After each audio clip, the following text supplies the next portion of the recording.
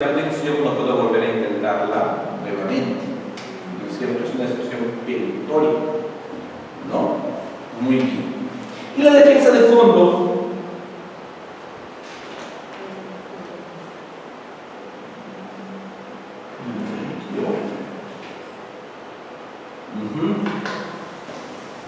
Implica la oposición a la pretensión intentada, implica entrar a discutir los fundamentos de la pretensión, ¿no es cierto? Implica la contestación de la demanda propiamente dicha, y la contestación de la demanda implica negar o contradecir los fundamentos de la demanda, ¿no es cierto? ¿Es lo mismo negar que contradecir los fundamentos de la demanda? No. Negar simplemente implica señalar que no es cierto lo afirmado por el actor en su demanda. Contradecir es algo más que eso. Contradecir es señalar cómo fueron los hechos desde tu punto de vista, ¿no es cierto? ¿Y cuál es la diferencia ahí en términos prácticos? No haber existido el acto jurídico previo de participación se haya cumplido, y en el otro también hubo acto, pero se cumplió de forma distinta o se cumplió en el interior. Ya. Y eso nos lleva a otro punto, la carga de la prueba. ¿En cuál de los dos aspectos hay carga de la prueba? ¿Al negar o al contradecir? Al contradecir. Porque negar es decir, no es cierto, señor, no me prestó los 5.000 soles que dice, lo está inventando, se está aprovechando de que soy noble y cree que me va a dar mentira. ¿Se da cuenta? Claro, pero es un dicho que implica que le restamos veracidad a lo dicho por nuestra contraparte. En cambio, contradecir implica además afirmar que los hechos son de otra manera distinta a la señalada por él demandante. Señor, sí me prestó los 5.000 soles, pero ya le pagué ese monto. ¿Me dejo entender? ¿No? ¿Hay carga de la prueba o no? Claro, porque si yo digo que ya le pagué, tengo que demostrar que he pagado, hay que afirmarlo, tiene que acreditarlo. ¿Me dejo entender? Recuerdo una vez alguien preguntaba lo siguiente. Un demandante dice lo siguiente: yo le presté 5.000 soles, pero no adjunta ningún medio probatorio. Ninguno. Salvo, como le decía hace un rato, un testigo por ahí que dice, sí, creo que yo vi en la oscuridad algo y no sé qué cosa más. ¿Ya? Y el otro contesta la demanda diciendo, ya le pagué los 5.000, pero no adjunta ningún medio probatorio. Tú eres el juez, ¿cómo debes resolver esa demanda? ¿Fundada en que pague los 5.000 soles o infundada, no le debe los 5.000 soles? ¿Me dejo entender la idea? El demandante no adjuntó en realidad ningún medio probatorio idóneo para demostrar la deuda de 5.000 soles. Y el demandado contesta diciendo, sí me prestó, pero yo ya le pagué. Pero tampoco adjunta el medio probatorio que acredite que ya pagó. La demanda, ¿cómo debe ser declarada? ¿Fundada o infundada? Porque de algún modo el juez se ha convencido o no en la existencia de esa deuda. Pero usted dice, sí me prestó. Ya reconoció. ¿Me dejo entender? El problema es que no tiene cómo demostrar que ha pagado. ¿Se dan cuenta? Mejor hubiera sido que niegue nomás. No me prestó, se acabó el punto. ¿Se dan cuenta? Por eso es que hay que tener cuidado cuando contestamos demandas. ¿No es cierto? Hay que tener cuidado. Lo que la ley te dice es que al contestar la demanda tienes que pronunciarte por cada punto. Si no te pronuncias sobre un determinado punto, o te pronuncias de manera evasiva, vaga, genérica, el juez puede interpretarlo como un reconocimiento de veracidad. Puede, ¿no? Claro que tampoco el juez podría, pues, necesariamente a rajatabla considerar que con eso ya has corroborado el dicho de tu demandante. Pero podría ser una gota más que llene el vaso en cuanto tuyo. ¿No es cierto? Algunos procesos judiciales uno no los gana, sino que la otra parte los pierde. A veces pasa eso. No es que uno tenga el mérito suficiente y caramba, porque soy un excelente abogado lo gané. También puede ser que la otra parte se ha defendido tan mal o ha cometido errores tan capitales, ¿no?, que termina perdiéndolos. Por eso es que a veces conviene, hay pretensiones que a primera vista parecen estar perdidas, ¿no?, pero en el camino, en el decurso del proceso pueden pasar muchas cosas, pueden ocurrir muchas cosas. Entonces la defensa de fondo tiene esa connotación, implica entrar a discutir la pretensión, y la pretensión es qué cosa. Hace un rato les dije, la pretensión es qué cosa, el petitorio más los fundamentos de ese petitorio. Obviamente acá lo que yo entro a discutir no tanto es lo que pide, ¿no?, sino los fundamentos. Al punto 1 no es cierto, al punto 2 es verdad en parte, porque en esta otra parte no es cierto. Al punto 3 no fue de ese modo, fue de esta manera, ¿no? Al punto 4, mentira, así no sirve, ¿verdad? Y obviamente que cuando nosotros al contestar la demanda decimos que las cosas han sido de otro modo, tenemos que acreditar. Si no lo acreditamos, podríamos estar incurriendo en un grave error, ¿no? Y es una técnica dentro del litigio que hay que tener cuidado. Luego tenemos el tema de la jurisdicción, que como les decía hace un momento, tiene cierta discusión en cuanto a si hay jurisdicción arbitral propiamente dicha y si hay jurisdicción en manos de las comunidades campesinas y nativas propiamente dicha. Siempre se ha considerado que la jurisdicción es el poder, pero al mismo tiempo el deber que tiene el Estado para resolver conflictos de intereses en forma exclusiva y definitiva a través de los órganos del Poder Judicial.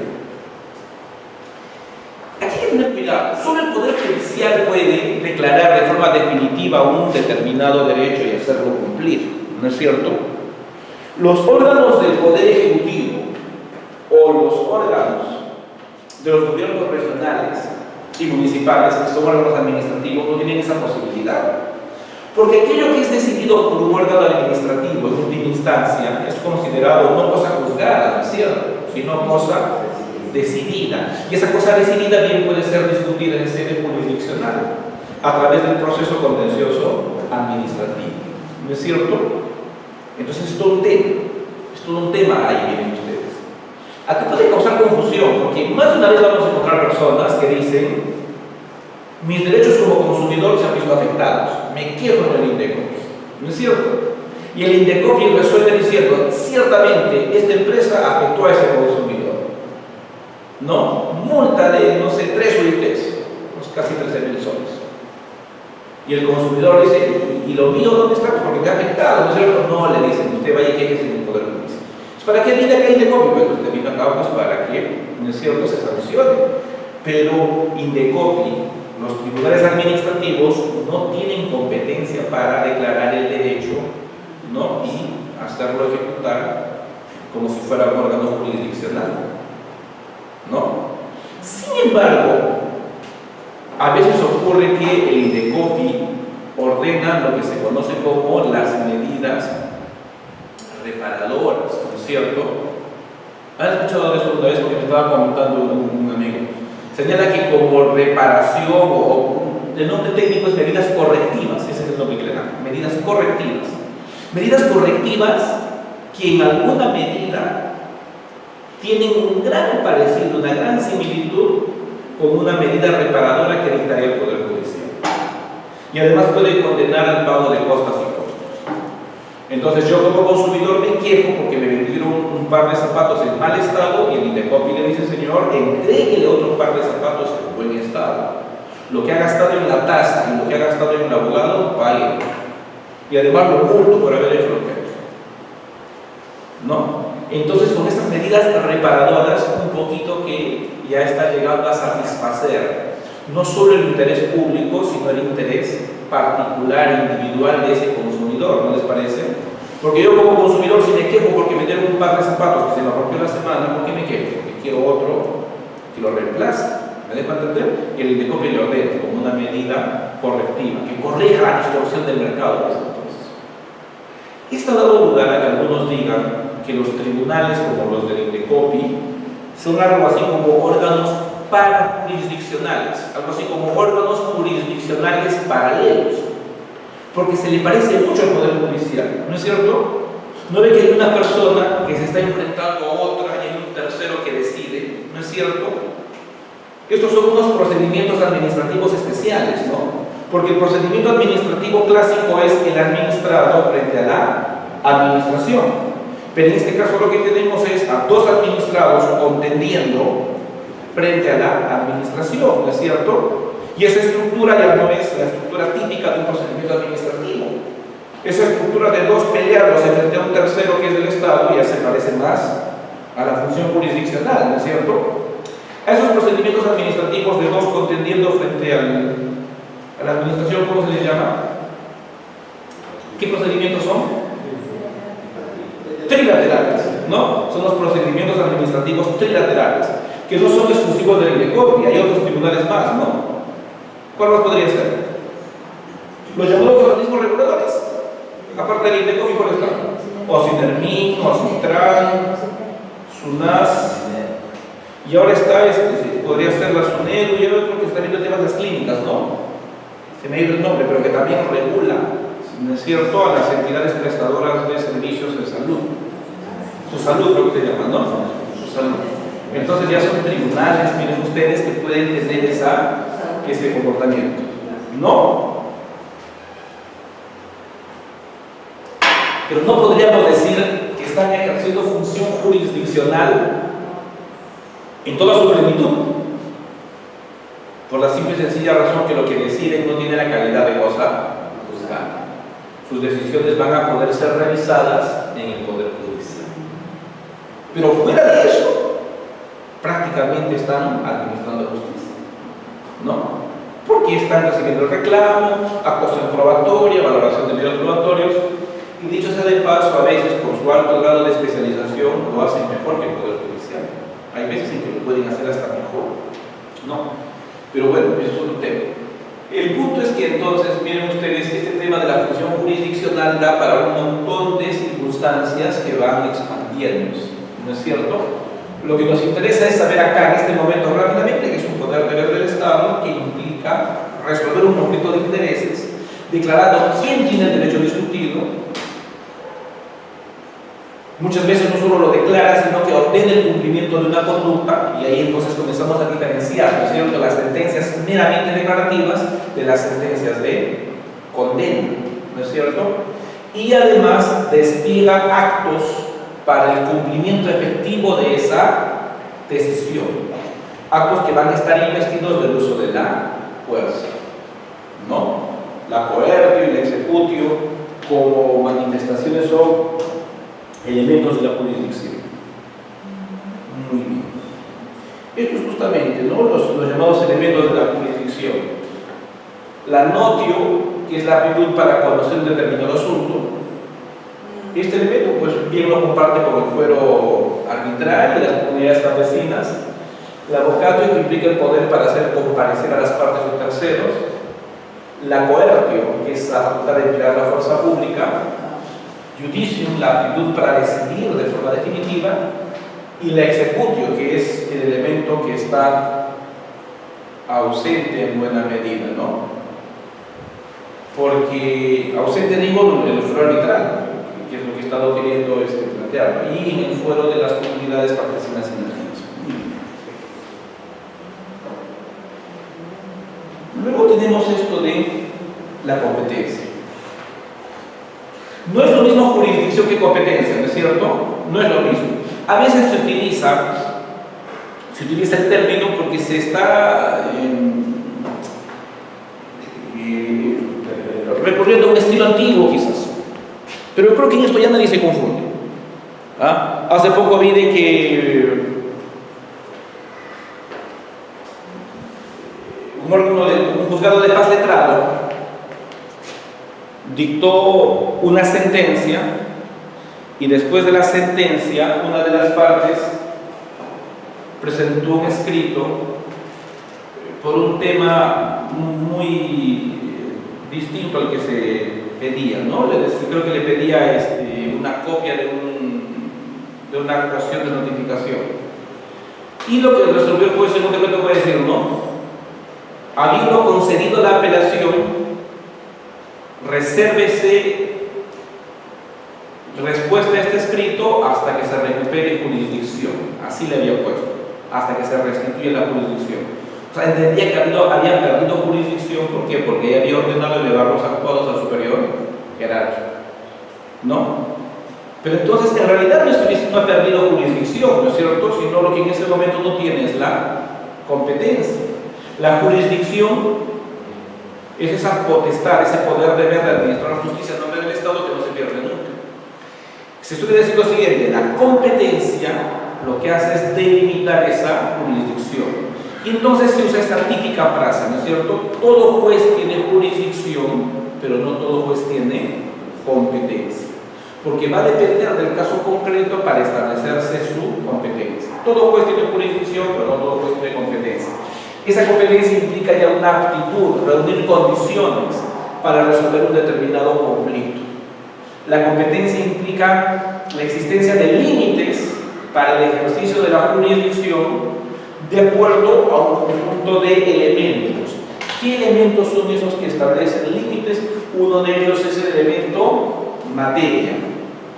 Esto nos permite entender que hay juzgados civiles propiamente dichos, otros son juzgados de familia civil, así se llaman, ¿no? Familia civil. Otros son juzgados civiles comerciales, ¿no? Esta especialidad civil como que se ha ido ramificando, ¿no es cierto? Antes los jueces civiles veían materia contencioso-administrativa. Ahora evidentemente que, al menos en Lima, ¿no es cierto?, es un juzgado aparte, ¿no es cierto? Y así veremos entonces diferentes especialidades. Esto puede a veces tener cierto grado de confusión, porque las leyes especiales regulan situaciones específicas. Por ejemplo, si yo tengo un trabajador y ese trabajador me ha causado algún perjuicio como empleador, en el ejercicio de la relación laboral ha tomado decisiones que me han perjudicado como empleador, yo le voy a demandar responsabilidad contractual, ¿no es cierto? Porque dentro de las labores propias del ejercicio del contrato laboral realizó actos que me perjudicaron. ¿Ante quién le demando esta responsabilidad contractual? A mi ex trabajador, que me ha perjudicado. ¿Juzgado civil o juzgado laboral? ¿No? La nueva ley procesal del trabajo es claro decirlo, ¿no? Como quiera que es responsabilidad contractual, es un contrato de trabajo, tiene que ir a un juez laboral. ¿Se dan cuenta? Ese es el tema entonces, ¿ya? Hace poco le ha pasado esto, no sé qué iba a ocurrir, pero se me metieron la demanda, vamos a ver qué cosas pasan después en el desarrollo, ¿no? ¿Qué cosa ocurre? Un grupo de trabajadores, 21 trabajadores de 200 más o menos, crean un sindicato. Y al crear el sindicato comienzan pues vamos a decir, a darle guerra al empleador, ¿no? Y esto da lugar a que SUNAFIL, la Superintendencia Nacional de Fiscalización Laboral, le requiera a este empleador a que concurra a sus oficinas un determinado día a las 9 de la mañana para que exhiba determinados documentos de la relación laboral. ¿De acuerdo? Pero también al mismo tiempo, otra oficina de SUNAFIL que ve relaciones colectivas de trabajo cita a esta empresa a otra oficina para que ese mismo día y esa misma hora vean un tema de cumplimiento o no de normas sindicales. ¿Me dejo entender? O sea, en SUNAFIL, en dos oficinas distintas, a este empleador le citan el mismo día y a la misma hora. Entonces, ¿qué hace la empresa? Le dice, mire, como ya me citaron con anticipación, antes que usted me cite a las 9 de la mañana para mostrar unos documentos, la oficina de relaciones colectivas, la que ve temas sindicales, ya me citó. Voy a ir allá, porque me ha citado primero. Y a usted yo le pido pues, que me reprograme, ¿no es cierto? A primera vista parece razonable el pedido, ¿no es cierto? Lo que hizo el encargado de esta oficina fue hacer mutis, no le contestó nada. A los 5 o 6 días regresó y le dijo, oye, ¿no has venido el día que te dije? Entonces te voy a dar una nueva fecha para que vengas. Ah, bueno, le digo, y me das una nueva fecha, pues. Termina su labor respectiva y señala que no le ha encontrado ningún tipo de infracción sociolaboral. Pero lo que sí encontró es que ese día a las 9 de la mañana no concurrió tal como lo ha citado. Y no concurrir el día y hora citada implica entorpecer la labor de fiscalización. Y entorpecer la labor de fiscalización implica multa, por lo tanto le impone una multa, ¿no? pero también en apelación, en segunda instancia, la ley dice, bueno, si bien es cierto, si asististe, pero eres una empresa grande, tú pudiste darle carta poder a otro, tienes una pluralidad de, ¿no? En tu junta directiva tienes un montón de gerentes, pudo ir cualquiera, has entorpecido de todas maneras. ¿Qué les parece? Esto a primera vista parece injusto. ¿Qué hay que hacer con esa multa? ¿Qué hacemos con esa multa? ¿La pagamos o no? Los abogados no tenemos para decir pague la multa. ¿Qué cosa hacemos? Demanda contencioso administrativa, ¿sí o no? ¿Ante qué juzgado? ¿Ante qué juzgado?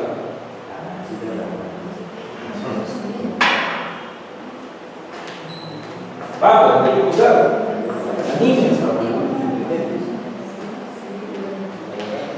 Por la especialidad, esto es juzgado laboral. No es contencioso administrativo. Esto va a un juzgado laboral. Claro que el juez laboral lo que va a aplicar es las normas propias del proceso contencioso administrativo. ¿Me dejo entender? Esa es la idea. La ley establece determinadas materias de competencia de determinados juzgados. Será un juez laboral el que tenga que establecer si esa multa ha sido aplicada de forma razonable o si acá lo que tenemos es una situación arbitraria. Porque hasta donde podemos argumentar, pues no ha habido perjuicio, no ha habido ocultamiento, no le halló ningún tipo de infracción, no hay en realidad un entorpecimiento propiamente dicho. Pero les he contado todo esto para decir que ese es un juez laboral. Uno diría, porque en este caso pues me acuerdo, que eso fue no hace mucho, porque el abogado de planta o abogado del staff que tiene me decía, doctor, pero usted está confundiendo porque es contencioso administrativo y me ha puesto acá juzgado laboral. No, le decía, pues esto es por norma, le tuve que buscar la norma, por ahí estaba, le mandé, recién se convenció. No, una vez se puede confundir y eso puede ser perjudicial. Porque también estábamos demandando ya, creo que eran 2 meses con 28 días, estábamos al borde. Nos equivocamos del juzgado y no se sabe qué puede pasar. La norma dice que cuando un juez es incompetente, le remite al juez que es competente. Pero no todos lo hacen. Yo tuve un tema donde el juez dijo, mire, yo soy incompetente, y este es un tema de familia que me corresponde a un juez de familia de San Juan del Lurigancho. Pero como hay un módulo en Las Flores, un módulo en Canto Rey, otro módulo hay en Zárate, y otro módulo, como 8 módulos. Yo no sé a cuál módulo será, así que no lo puedo mandar. Ya tuve lo que es. No, improcedente y se archivo. No lo remitió como la norma lo plantea. Con la única excusa que habiendo pluralidad, no sabe a cuál remediar. Esto puede ser perjudicial porque puede estar dentro del plazo de prescripción y nos perjudica tremendamente. ¿Cuantía implica el valor económico de la pretensión? ¿No es cierto? Dependerá de los montos y dependerá de la especialidad. ¿No es cierto? Como todos sabemos, esta cuantía se mide en ¿qué? En unidades de referencia procesal. Y la URP es el 10% de la UIT. Entonces, ya, según esa unidad de medida. ¿Ya? Muy bien. Y así por el estilo. Hace algún tiempo un colega me decía, un tema de un accidente de tránsito, demandó indemnización en un juzgado de paz de entrado civil y dijo, no, acá no somos competentes porque hay juzgados de paz de tránsito, ¿no? Otra especialidad, otra materia. Cuantía dependerá del monto, ¿no? Grado o función implica la jerarquía, ¿no? Si es paz de entrado, si es juzgado especializado, si se debe demandar directamente ante una sala superior, ¿no es cierto? Por ejemplo, revisión de ejecución coactiva, ¿no es cierto? Cuando es revisión de ejecución coactiva, directamente a la sala superior, ¿no es cierto? Y en algunos casos podría ser en primera instancia una sala suprema, cuando son funcionarios de alta jerarquía, ¿no? Ministros, qué sé yo, ¿no es cierto? Entonces, hay situaciones, ¿no? Territorio. Por regla general, la competencia territorial está ligada al domicilio del demandado. Esa es la regla general que permite una serie de excepciones, ¿no es cierto? Y también tenemos el elemento turno, que es uno de los elementos que vienen cayendo bastante en desuso. No totalmente, pero sí en buena medida, ¿no? Hace muchos años atrás, pues, un juzgado entraba de turno, ¿no es cierto? Esta semana el primer juzgado civil, la siguiente semana trae el turno el segundo juzgado civil, la siguiente semana el tercero y así por el estilo. Y se cuenta, porque yo no lo he visto directamente, pero se dice pues que ya los abogados conocían que un determinado juez tenía ciertos criterios o tenía ciertas habilidades o era más fácil pues lograr, ¿no?, que nos atienda, vamos a decir entre comillas, favorablemente. Entonces, ¿qué cosa pasaba? Cuando ese juzgado estaba de turno, llegaba pues una inmensa cantidad de demandas, ¿no? O sea, vamos a meter la demanda, no, pero vamos a esperar. ¿Cuándo entra de turno este juez que es mi amigo? De acá 2 esperamos, ¿no? ¿Se dan cuenta? Así se daba la cosa en algún momento. Hoy en día, entonces, ¿qué es lo que se ha hecho para que no pase eso? En la mesa de partes se entiende que hay un sistema electrónico que lo hace aleatorio, ¿no? Pues presento mi demanda y en ese momento, cuando pongan enter, ahí va a salir a qué juzgado le corresponde, ¿no es cierto? Pero también, como siempre, lamentablemente, la malicia pues es más grande que muchas cosas, ¿no? Se inventó alguna vez este sistema que le llamaban el ruleteo, ¿no? ¿Lo han escuchado ustedes? ¿Han escuchado del ruleteo? Que consistía en que algunos estudios lo que hacían era imprimir 30 demandas, ¿ya? Pero no le ponían pues la tasa. Entonces ingresaban la demanda, ¿no? Entonces caía pues en 20 o 30 juzgados distintos, ¿no es cierto?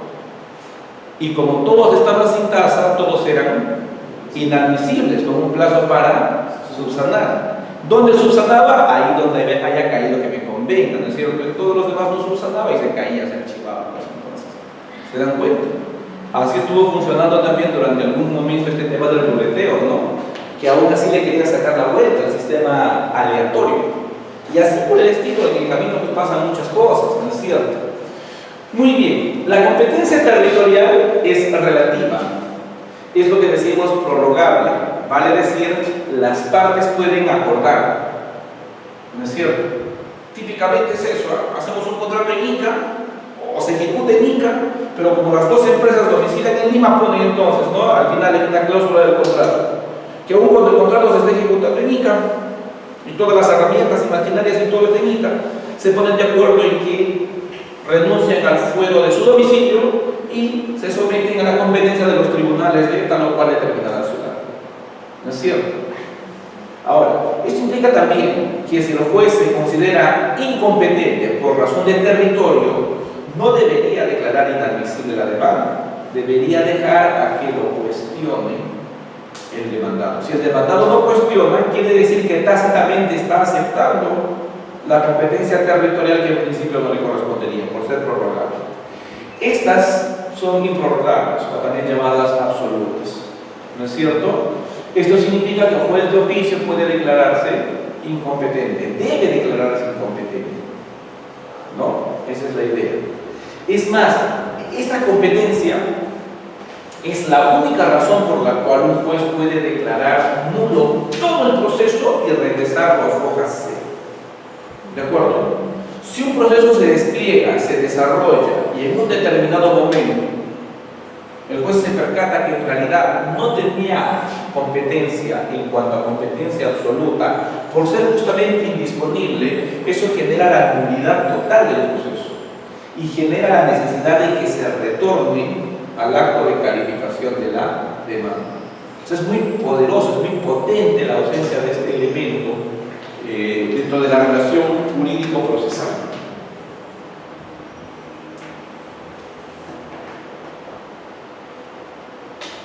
Luego tenemos, esto lo dejo ahí, algunas precisiones léxicas. Esto también me parece que se podría ver después, porque justamente en nuestro desarrollo. Y ya con todo esto que hemos conversado, podríamos rápidamente dar una pincelada e ir dejando espacio para la siguiente sesión, donde ya entraremos a ver un poco más de lleno algunas cosillas. Esta es la clasificación del proceso según el código, ¿no es cierto?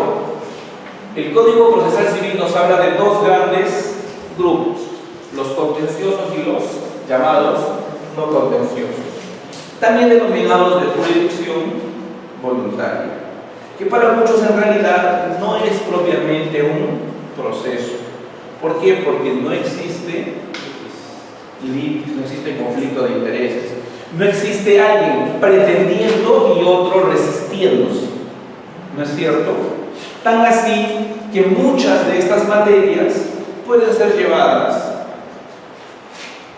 a otro lugar que no es poder judicial para que los, vamos a decir, de tratamiento y satisfaga el interés del solicitante.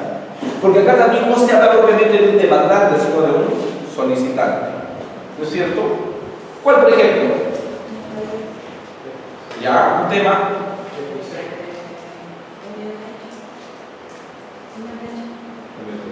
Declaración de unión de hecho. Ahí podría ser, hay que verlo. Porque si es un reconocimiento de una unión de hecho pasada, podría ser solo un tema judicial, si es que hay límites. Si es que no hay límites, sí, ciertamente, jurisdicción voluntaria. ¿Cuál más? Prescripción adquisitiva de dominio cuando no hay contención, no se resiste a aquel respecto de quien se solicita. Rectificación de nombre, sustitución de la ley patrimonial también, claro.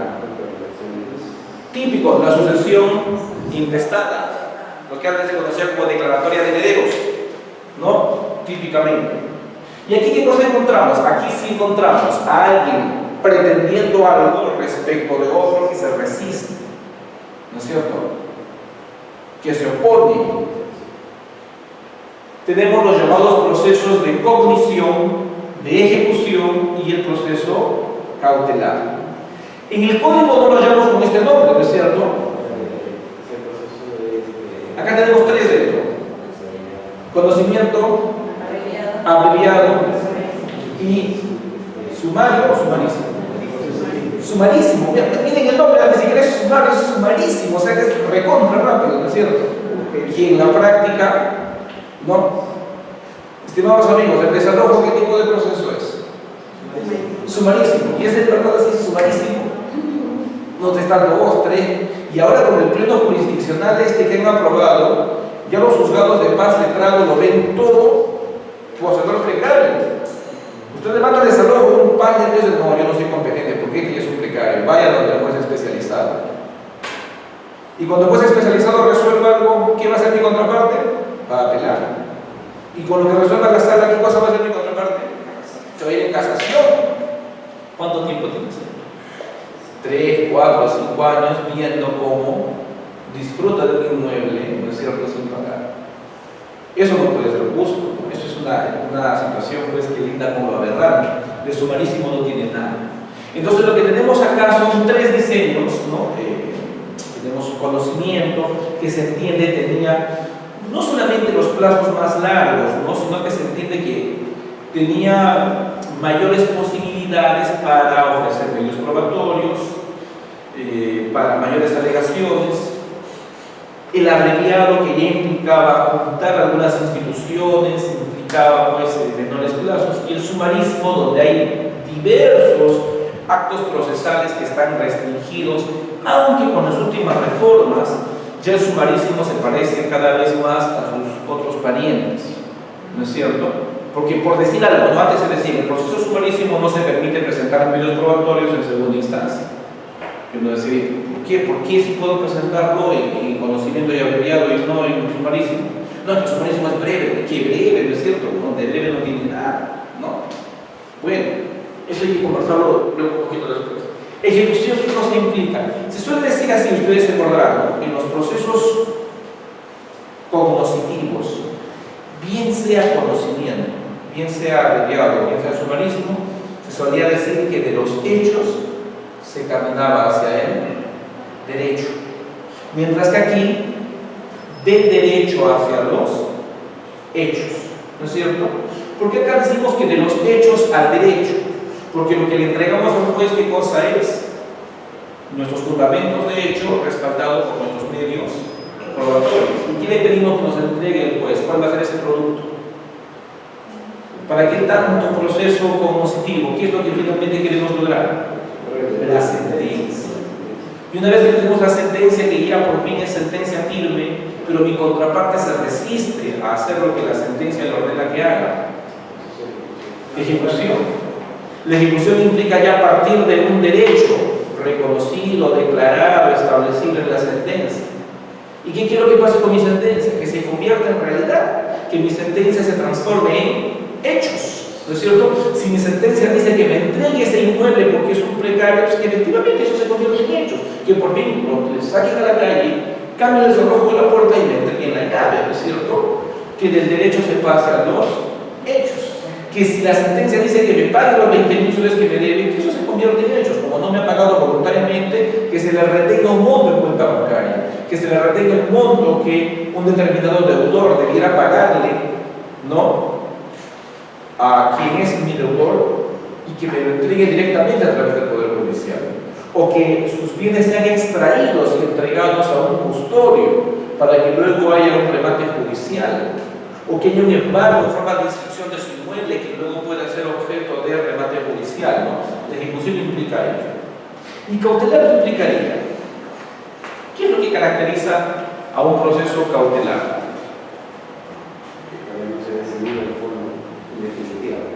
Como aún no se decide en definitiva el fondo, ¿qué hacemos?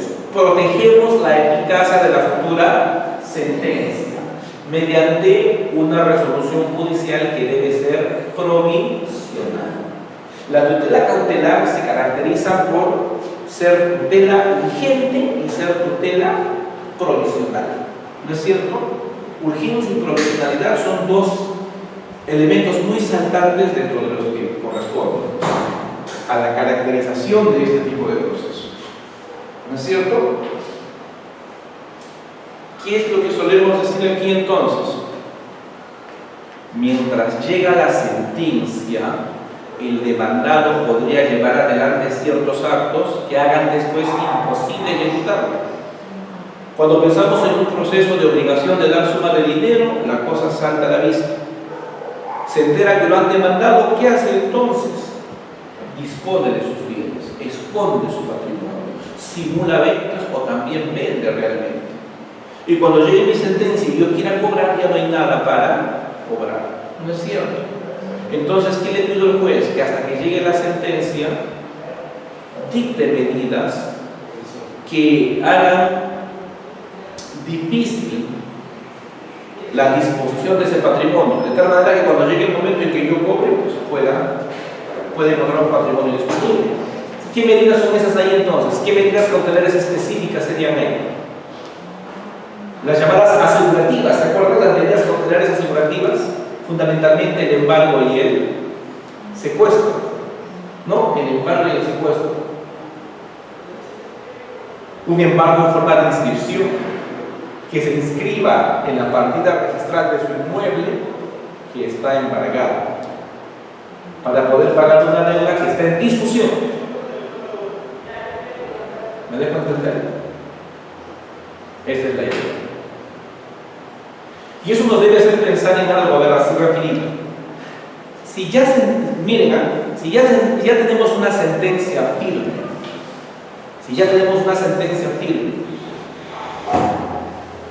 y yo pido un embargo, ese embargo ya no sería para asegurar la posible eficacia de una futura sentencia, porque ya tengo una sentencia firme.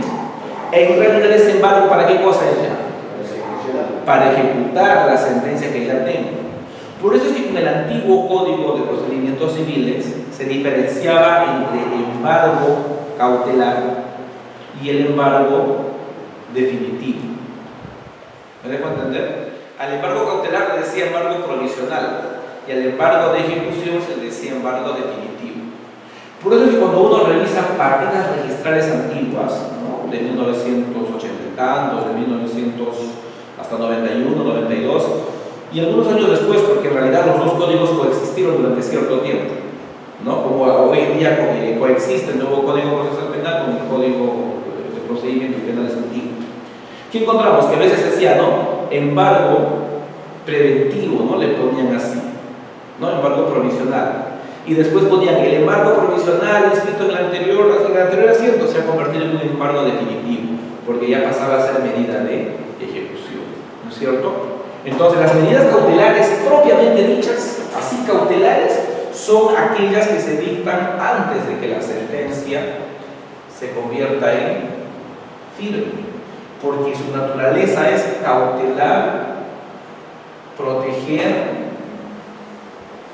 resguardar la eficacia de la futura sentencia. ¿No es cierto? Por eso ustedes se acordarán, adelante una idea, para que haya tutela cautelar fundada, o sea, para que me den la razón y me dicten la medida cautelar que estoy pidiendo, tenía que haber verosimilitud del derecho invocado, ¿se acuerdan? ¿No? Humo del derecho, el fumus bodis juris, ¿no? La verosimilitud. ¿Y qué otra cosa más tenía que haber ahí? El periculum in mora, el peligro en la demora. Dice tema lo escuchemos a cada rato, ¿no? Porque ahora que esta tutela cautelar, que es propiamente civil, también se aplica en el proceso penal en cuanto a medidas cautelares personales, ¿no es cierto? ¿Cuál es esa medida cautelar penal personal por excelencia que estamos viendo a cada rato en la televisión? ¿Ah?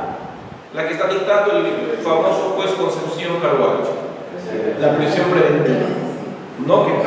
Que tanta controversia genera, porque ya tanta prisión preventiva, y nos hemos ido quizás al otro lado, porque ahora hablamos de policías que están con prisión preventiva y aparentemente habrían actuado pues adecuadamente o con cierta protección. Es que escuchamos constantemente, la prisión preventiva se basa en dos grandes elementos, ¿no? Entre otros dos grandes elementos. ¿Cuál es ese? El peligro en la demora, justamente, ¿no? Esto es que si el proceso va a tener su duración, no vaya a ser que se fugue, el peligro de fuga, o no vaya a ser que entorpezca la actividad probatoria, el peligro de entorpecimiento, ¿no? De obstaculización. Pero no solamente eso, falta al otro lado el otro presupuesto, la verosimilitud, que implicaría ¿qué cosa? La existencia de graves y fundados elementos de convicción de que el procesado está vinculado con los hechos que se investigan, ¿no? Pues ahí está la tutela cautelar también. ¿Se dan cuenta? Esos son sus dos grandes parámetros. Luego tenemos la proporcionalidad, la razonabilidad, pero está ahí la teoría general cautelar, que es teoría general del proceso. ¿Cierto? Muy bien. Y a esto se le agrega, miren ustedes, otras formas de tutela. Se habla acá de la tutela urgente en su modalidad de tutela autosatisfactiva. Y la otra llamada tutela anticipatoria. Ya son otras modalidades que la doctrina establece y que de alguna manera se están manifestando en la jurisprudencia local, ¿no? Y habría que ir viendo, porque ustedes de repente se van a topar con esto de los temas de la violencia familiar. ¿Qué cosa pasa cuando hay ahora violencia familiar? Se establece que la comisaría que recibe una denuncia por violencia familiar o la fiscalía que recibe el tema, ¿qué tiene que hacer de inmediato? Pondrá en conocimiento del juzgado de familia. Y el juzgado de familia llama a una audiencia para dictar medidas de protección, ¿no es cierto? Esa es la idea entonces. Inclusive a veces la audiencia ni se lleva a cabo y el juez, a sola lectura de lo que la policía ha actuado o de lo que la fiscalía ha actuado, decide dictar medidas de protección. Y estas medidas de protección en algunos casos podrían ser elevadamente gravosas, como podría ser el caso de ordenar que se retire del hogar. ¿Se dan cuenta? Y si no cumple con estas medidas, podría terminar denunciado por violencia y resistencia a la autoridad, ¿no? Entonces, esto es algo así, miren, la tutela cautelar es una manifestación de una modalidad de tutela más amplia que la tutela urgente. O sea, toda tutela cautelar es tutela urgente, pero no toda tutela urgente es cautelar. Y cuando los juzgados de familia dictan estas medidas de protección, lo que están haciendo es dictar medidas urgentes, que no son plenamente tutela cautelar, sino que tienen otras connotaciones que ya la jurisprudencia ha ido dando forma, pero que son importantes, porque inclusive hoy en día, pues, cuando se quiere instaurar un proceso de divorcio por incompatibilidad de caracteres, a veces lo que hay también es un ejercicio abusivo del derecho que se tiene a la protección contra la violencia familiar. No siempre la persona que recurre a pedir tutela porque ha sufrido violencia familiar en verdad la ha sufrido. Hay casos en los cuales no la ha sufrido, pero como ya hay un plurito en los medios de comunicación, muchas veces el fiscal o el juez razona y dice: no me voy a meter en problemas. Si esta persona dice que le han afectado, mejor le dicto una medida de protección. Y muchas veces en que además se pueden apoyar en la pericia psicológica. Y esto de la pericia psicológica, estimados amigos, es toda una discusión, porque el psicólogo le escucha una o dos veces durante un par de medias horas y llega a una conclusión. Si cualquiera de nosotros pasa por pericia psicológica, va a salir que de todas maneras algo nos preocupa, ¿no? Que algo no nos permite estar tranquilos, que alguna situación nos atormenta. Y a veces le ponen, y esto es compatible con un episodio de violencia familiar. Y lamentablemente a veces basta que el psicólogo haya dicho eso para que se considere que hay plena responsabilidad. Es todo un tema, ¿no? Porque se va pues para los excesos. Es todo un tema. Son otras modalidades de tutela que escapan a este esquema. Ya son otras modalidades de tutela que no encuadran plenamente dentro de esto que estamos viendo acá. Luego, vamos a ver. Cuando el proceso se despliega, la doctrina y el mismo código ha establecido que existen momentos o etapas del proceso. ¿Se acuerdan? Los llamados momentos estelares del proceso, el código los llama etapas. La primera etapa, ¿cuál sería? La etapa postulatoria.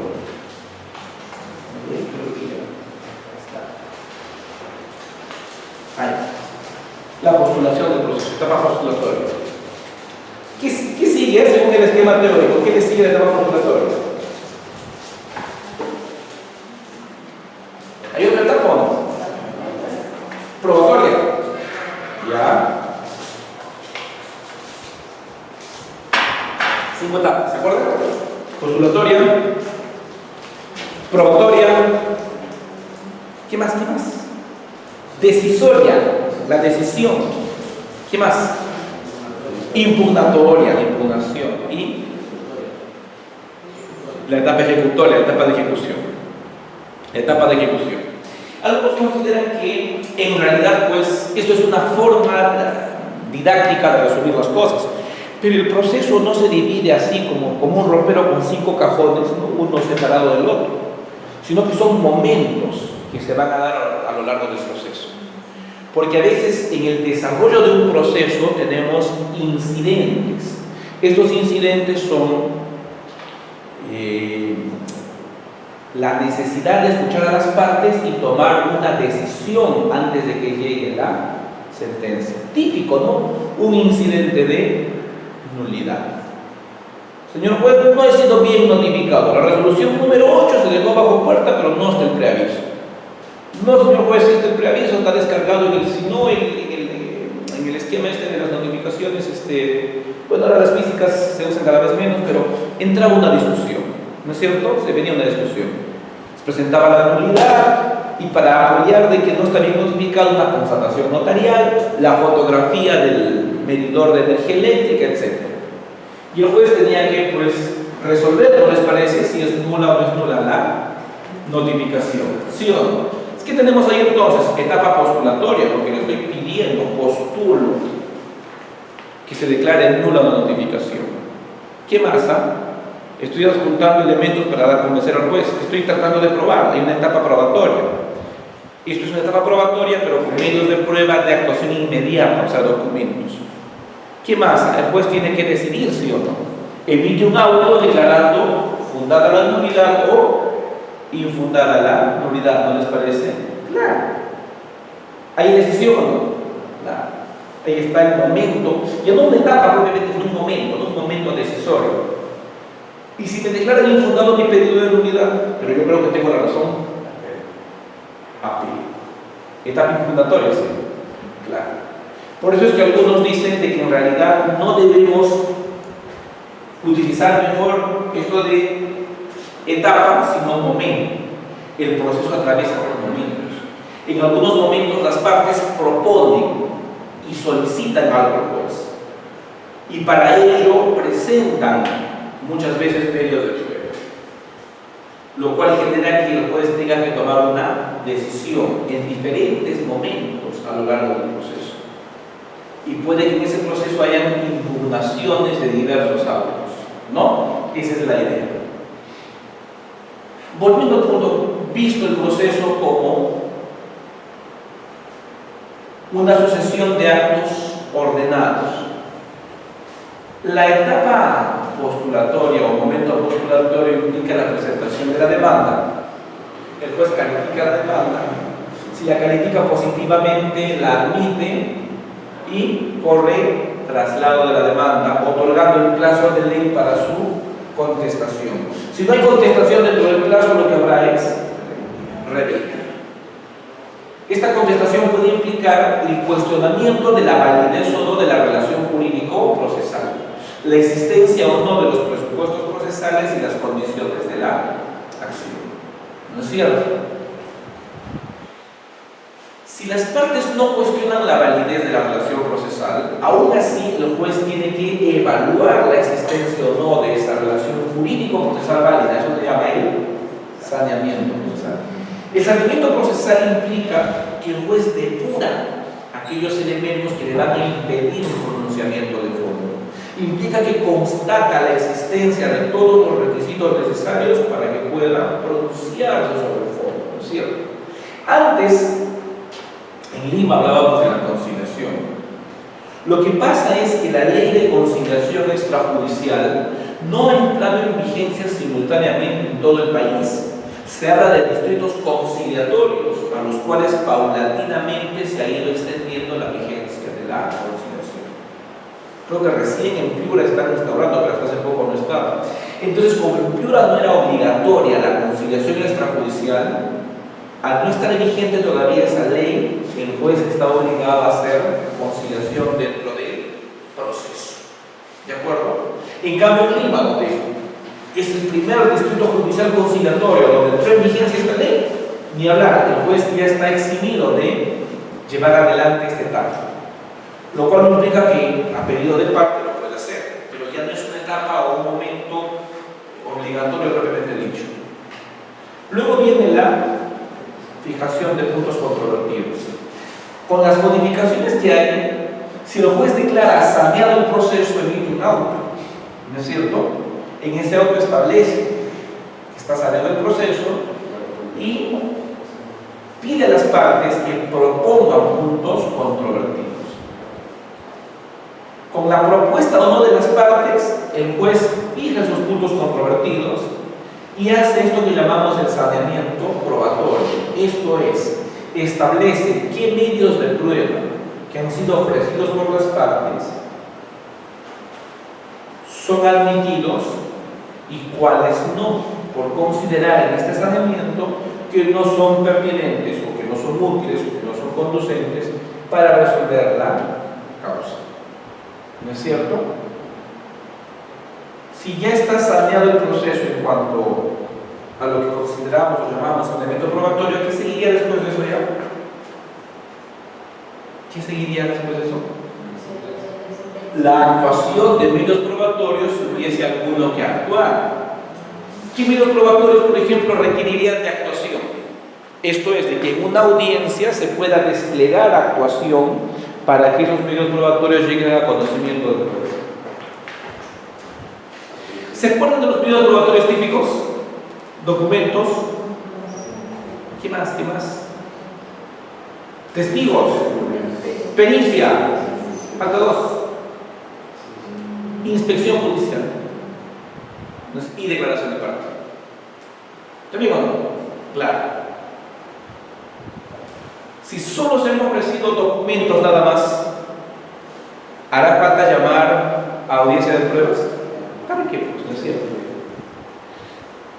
Esto es en el modelo que tenemos actualmente, ¿no? Miren, hay una tendencia, y de hecho hay un plan piloto que ya se está poniendo en marcha, para que los procesos judiciales civiles dejen de ser procesos gobernados por la escrituralidad y pasemos también a la oralidad en los procesos civiles.